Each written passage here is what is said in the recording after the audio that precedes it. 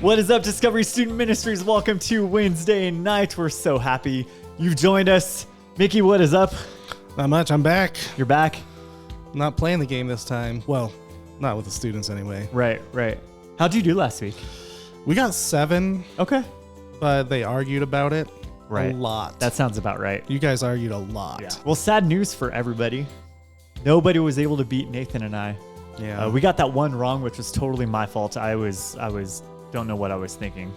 So Nathan, if you're watching this, I apologize for making us get one question wrong, but we did great outside of that.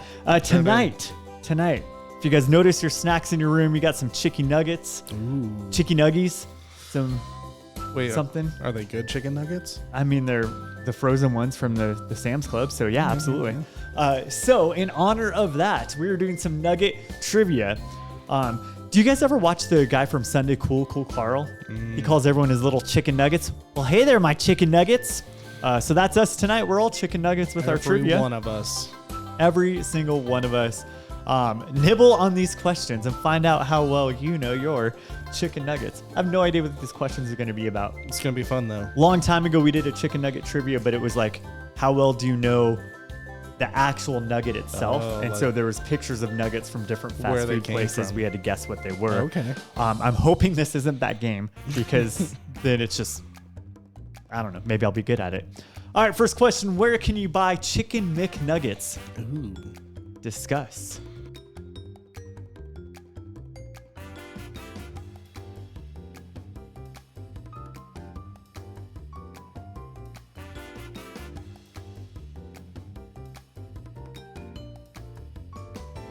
The answer is not Subway. It's McDonald's. That's right. It's got to be McDonald's because of the McNuggets. Yep. Question for you guys. Do you call all chicken nuggets McNuggets? Has that become like synonymous like Kleenex is for facial tissues? I don't know. All right, next question. Chicken nuggets were invented in a Cornell University lab in that decade. Discuss.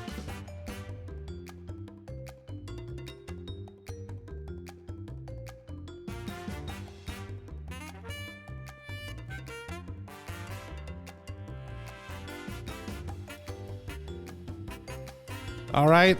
We think the answer is C, the 1950s. Let's go. Right. All right, 2 for 2. So good.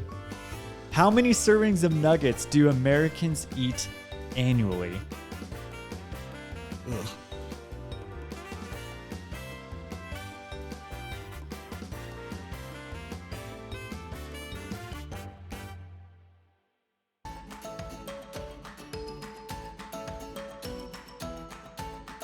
All right, we think the answer is D. So many nuggets, it's so billion. disgusting. Yeah, we're gross. The grossest part about this is it says servings. Yeah, that's multiple nuggets. Yeah, that's a lot of nuggets. That's at least 4 to 6 nuggets. So 4 times 2.3, 8.9.2 billion nuggets.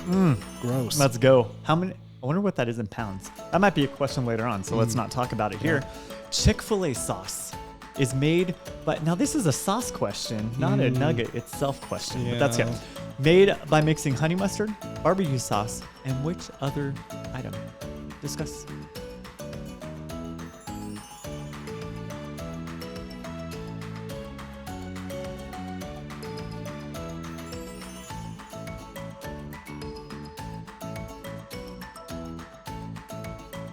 We had some debate about this, but we're going to go with D, ranch. Oh, yes. Oh, man. That was a close one. Yep. So now you know how to make Chick-fil-A sauce at home. That's right. If you like it. Nix the honey mustard part and it might be okay. McDonald's Germany sells the McPlant. I just want to stop right now. This is just dumb. Let's skip this question. This is the worst thing I've ever heard. It's a nugget quiz, though, not a chicken nugget quiz. You're right. All right. The McPlant nugget made from corn, wheat, and what? Discuss.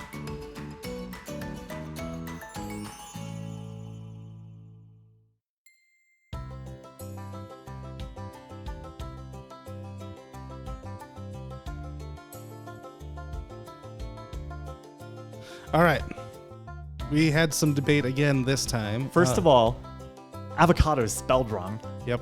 So that's annoying. That's because this is a terrible question about a terrible food product. They knew it already. Yeah, but what do we think it is? A, peas. It's made with a pea. Just one. All of Germany uses one pea. Wow, that's like a magic pea. It's a pea that keeps on giving. Yeah. Enough talking about pea. The largest nugget in the world was 3.25 feet long, 2 feet wide, and weighed how many pounds? Discuss.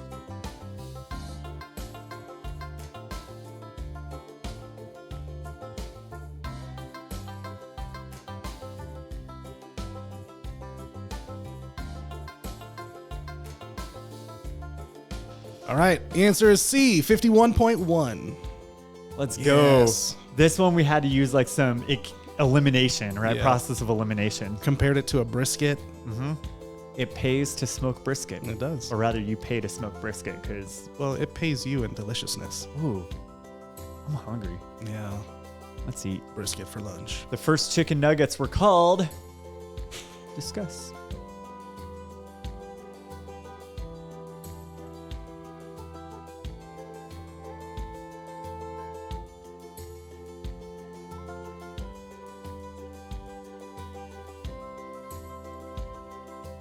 All right. The answer is D, dippers. No! That was our second choice. I thought this one sounded too British. Chicken Crispies. I love it. We got our first one wrong. Yeah. If you guys have gotten them all right, you're now in the lead. Let's look at our next question. The ingredient of a chicken nugget. The ingredients of a chicken nugget are muscle, fat. This is disgusting. Gross. We're never eating again. Muscle, fat, tissue, and one of those four things. Discuss.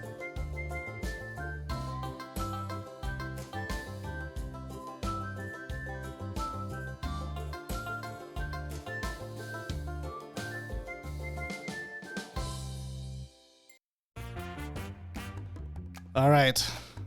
Welcome back. I once found a worm in my chicken nugget, but that's not on the list. But we think it's B, bones. Yes. You got to get that extra crunch. I'm not okay with any of this right now. My assumption is like this meant in the 50s. You're not getting them necessarily in your chicken nuggets You today. just chuck the chicken in the processor. Just the whole chicken.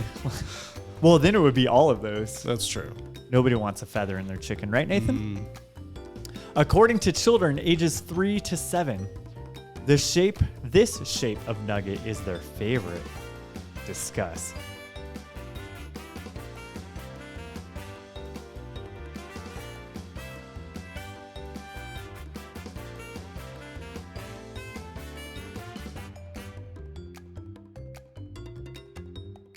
Welcome back again. Woo. The answer is C, dinosaur. You should know this. Who doesn't we love gave dino you a nuggets? freebie, like Yep. you're eating it right now. And if you're not eating it, start. Yeah, Because they're getting cold. nobody likes a cold nugget. What are you guys dipping it in? If anything. Before launching the McNugget, McDonald's sold these.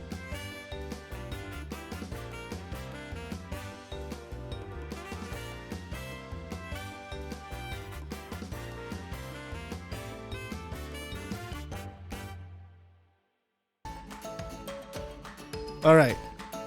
The answer is B, fish nugs.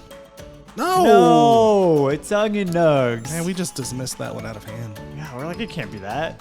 The onion is too flat.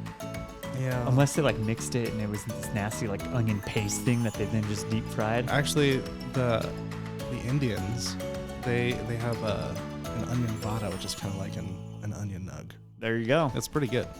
We should have thought more about this one. We should have. Next question is our last one. We've gotten 2 wrong, which means we got like 8 right, if that's how math works, if there's 10 questions. So if you're tied with us, here's our tiebreaker. If you're not tied with us, whatever, it doesn't matter. Points don't matter anyway. This company likely created the Dino Nugget in the 1990s. Is it PepsiCo, Purdue, Kellogg's, or Campbell's? Discuss.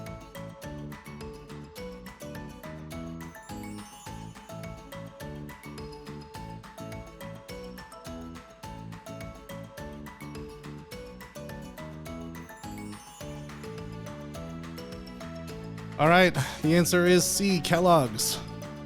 It's Purdue, The only actual chicken company Yep. on there. Yeah. Raise your hand if you have never heard of Purdue Chicken and you just thought that was a university, because that's me. I didn't know Purdue was a chicken company. What do you think they do with all their sports players who fail? Dino Nuggies. We'll be right back.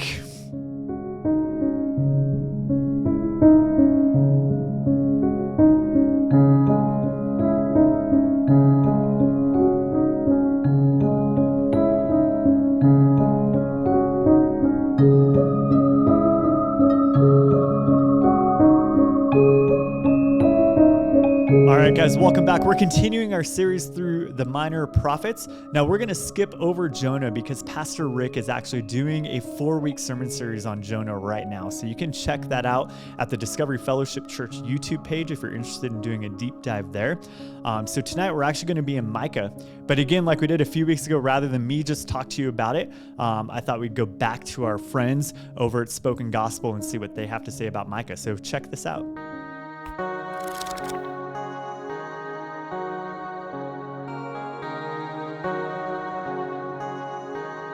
No one is like God. No one is a better shepherd for his sheep.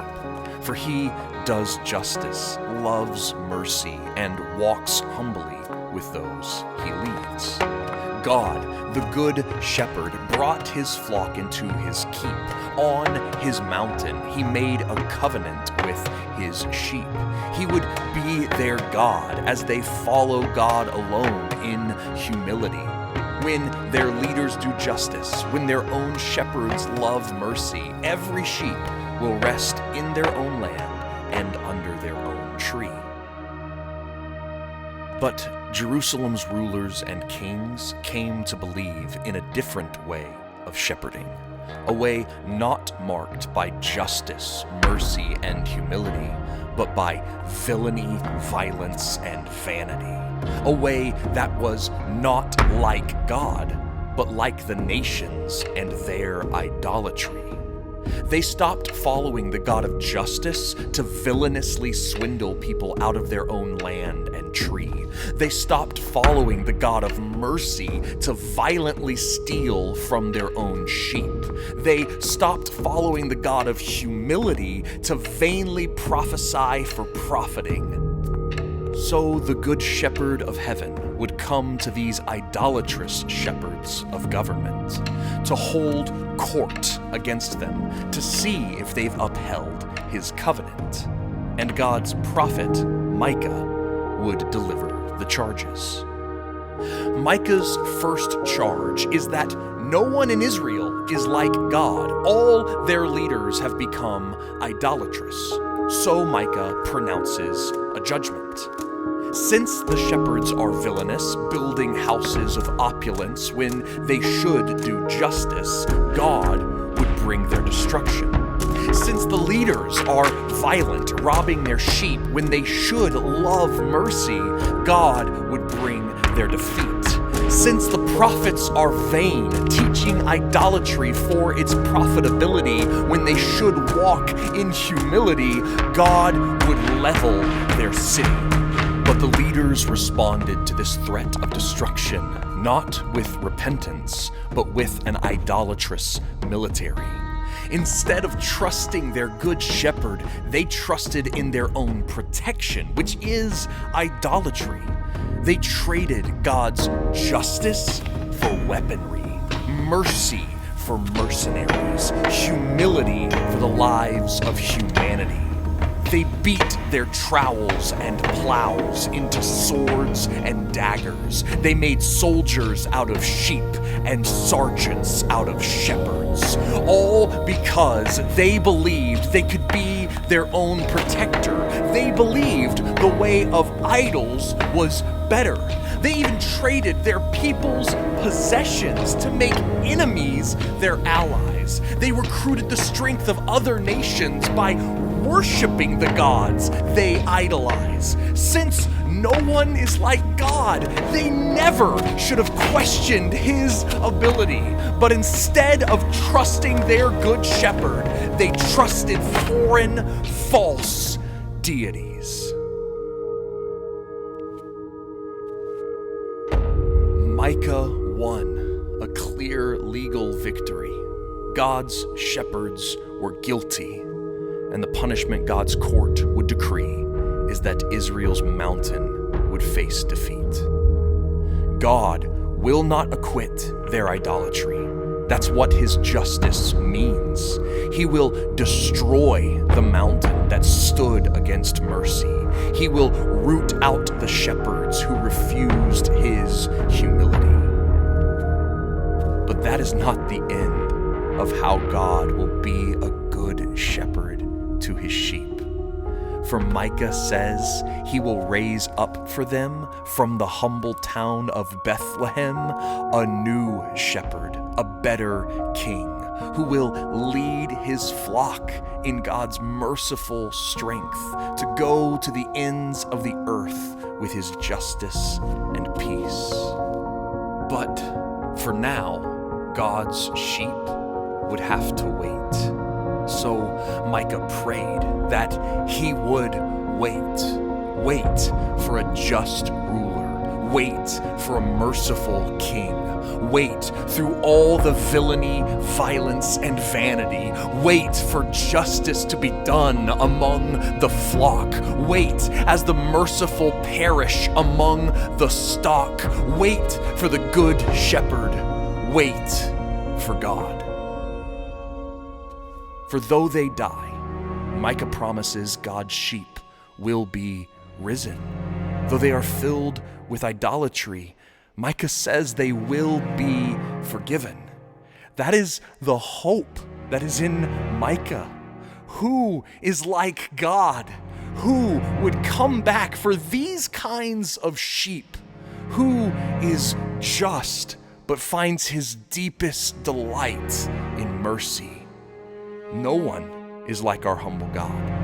No one is a better shepherd for his sheep. As the years passed and Israel was rebuilt, new shepherds led, but were idolatrous still. But from the humble town of Bethlehem, the good shepherd came for them.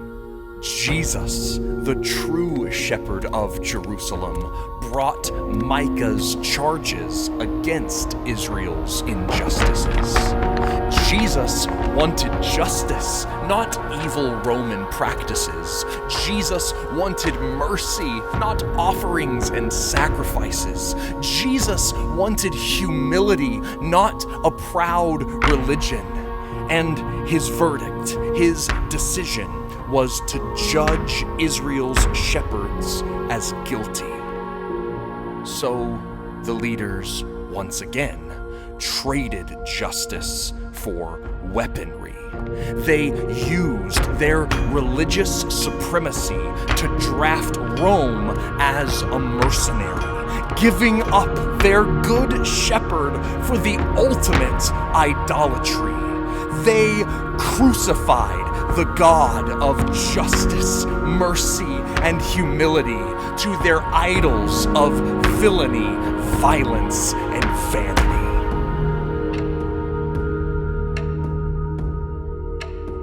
But no one is like God. No one is like Jesus. For as Micah promised, though he died, the good shepherd is risen. And though his people are filled with idolatry, in Jesus they will be forgiven. Jesus bore their justice because he delights in mercy. He took on their destruction in spite of their idolatry. He died for the proud because he is the good shepherd who leads in humility. So now if we are to be sheep in his pasture, we must make peace by destroying our idols. We must make trowels by melting down our daggers. We must follow the good shepherd and bring the ends of the earth his peace. We must do justice, love mercy, and walk in humility, so that all nations will know that no one is like Jesus. He is the best shepherd for his sheep.